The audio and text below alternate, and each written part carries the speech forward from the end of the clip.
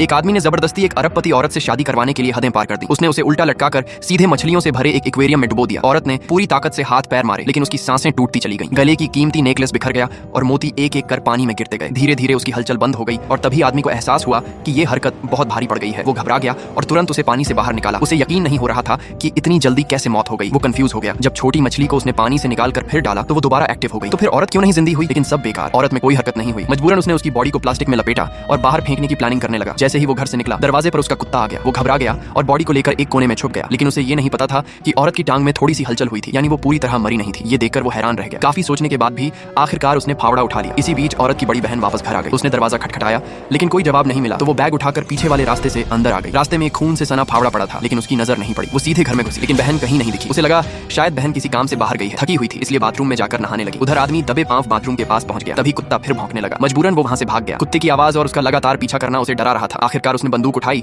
और कुत्ते को चुप कराने निकल पड़ा। समुद्र किनारे उसने घात लगाकर एक गोली में कुत्ते को खत्म कर दिया। लेकिन उसे ये नहीं पता था कि बहन को बात तब में वो टूटे हुए मोती मिल गए थे। उसने एक एक कर उन्हें उठाया और हैरान रह गई कि ये वहां कैसे आए। थोड़ी देर बाद जब वो ताजी हवा लेने समुद्र किनारे पहुंची तो वहीं उसे कुत्ते की लाश दिखाई दी। वो डर गई और तेजी से घर की ओर भागी। जैसे ही वो घर पहुंची, उसने देखा स्पोर्ट्स कार के डिक्की से कोई कपड़ा बाहर झांक रहा था। वो उसे खोलने ही वाली थी कि आदमी बड़े कैंची लेकर उसके सामने आ गया।